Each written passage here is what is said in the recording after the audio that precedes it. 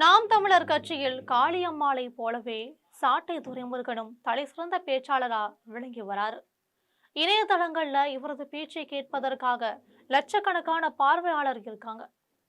நாம் தமிழர் சீமானுக்கு அடுத்தபடியா அந்த கட்சியில் சாட்டை துரைமுருகன் இரண்டாம் கட்ட தலைவர் போல தீவிரமா பணியாற்றிட்டு வராரு. இந்த நிலையில நாம் தமிழர் சீமானுக்கும் சாட்டை துரைமுருகனுக்கும் இடையே கருத்து வேறுபாடு ஏற்பட்டு அவர் கட்சியில இருந்து நீக்கப்படலாம்னு சொல்லப்படுது. இது பற்றி ஜம் தொலைக்காட்சி வழங்கும் சிறப்பு செய்தி தொகுப்பை இப்போது பார்க்கலாம்.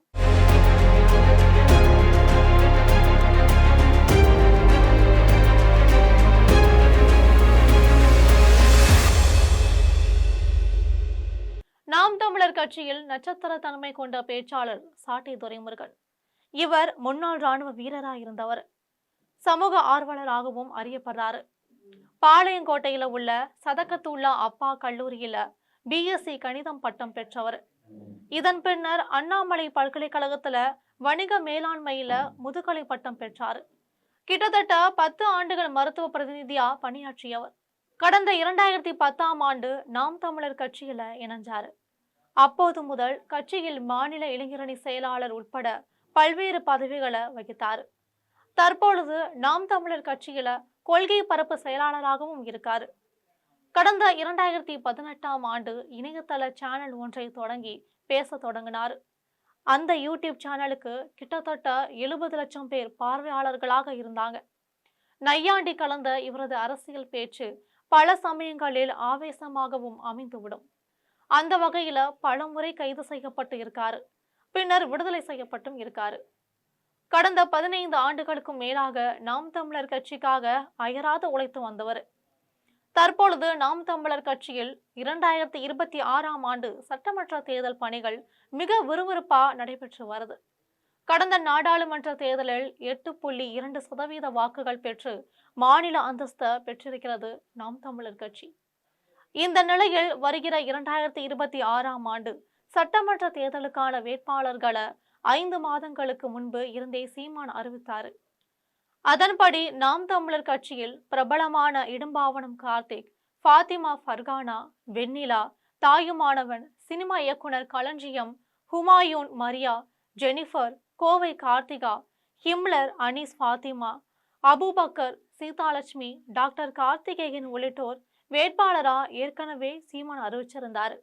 இது தவிர கட்சிக்கு அப்பாற்பட்டு பிரபலமாக விளங்கும் சிலரையும் அழைத்து வேட்பாளரா அறிவிக்க சீமான் முயற்சி செய்து வராரு.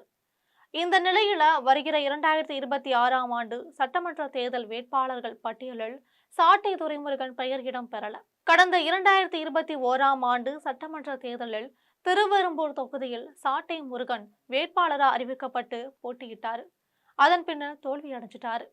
இந்த சமயத்துல வருகிற சட்டமன்ற தேர்தலில் அவருக்கு வாய்ப்பு தராதது பரபரப்பா பேசப்படுது. ஏற்கனவே சாட்டை துரைமுருகனுக்கும் நாம் தமிழர் சீமானுக்கும் சமீப காலமா கருத்து வேறுபாடுகள் நிலவி வருது. சாட்டை துரைமுருகன் நடத்தி வரும் சமூக வலைதளத்திற்கும் கட்சிக்கும் சம்பந்தமில்லை என ஏற்கனவே சீமான் அறிவிச்சிருந்தார். இந்த சமயத்துல வேட்பாளர் பட்டியலிலும் அவரது பெயர் விடுபட்டிருப்பது கட்சிக்குள் முணுமுணுப்பை ஏற்படுத்தியிருக்கு.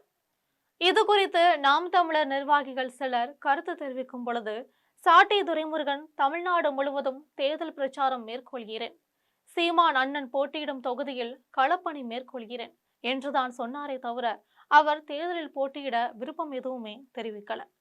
அந்த அடிப்படையில அவருக்கு சீட்டு இல்லைன்னு சொல்லப்படுவதா நாம் தமிழர் நிர்வாகிகள் சொல்றாங்க.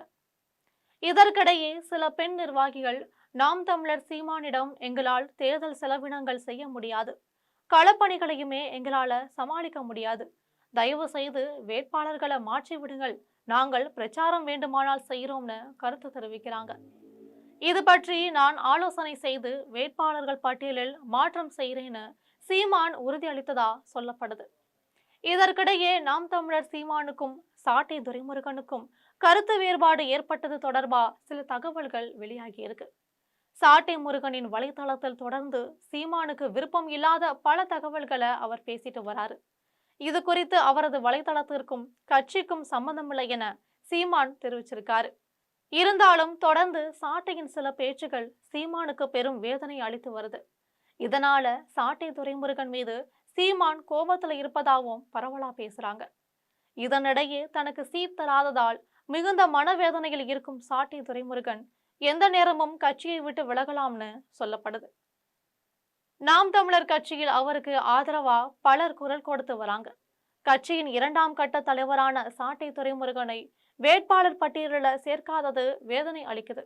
இன்னும் 5 மாதங்கள் இருக்கு. எனவே சாட்டை துரைமுருகன் குறித்து ஆலோசனை செய்து அவருக்கு சீட் வழங்கணும் அப்படின்னு கோரிக்கை விடுத்துட்டு வராங்க.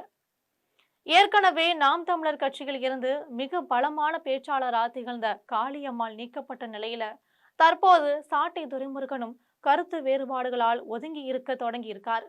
இது போன்ற அரசியல் பின்னணி செய்திகளை தெரிந்து கொள்ள ஜெம் தொலைக்காட்சியுடன் எப்போதும் இணைப்பில் இருங்கள்.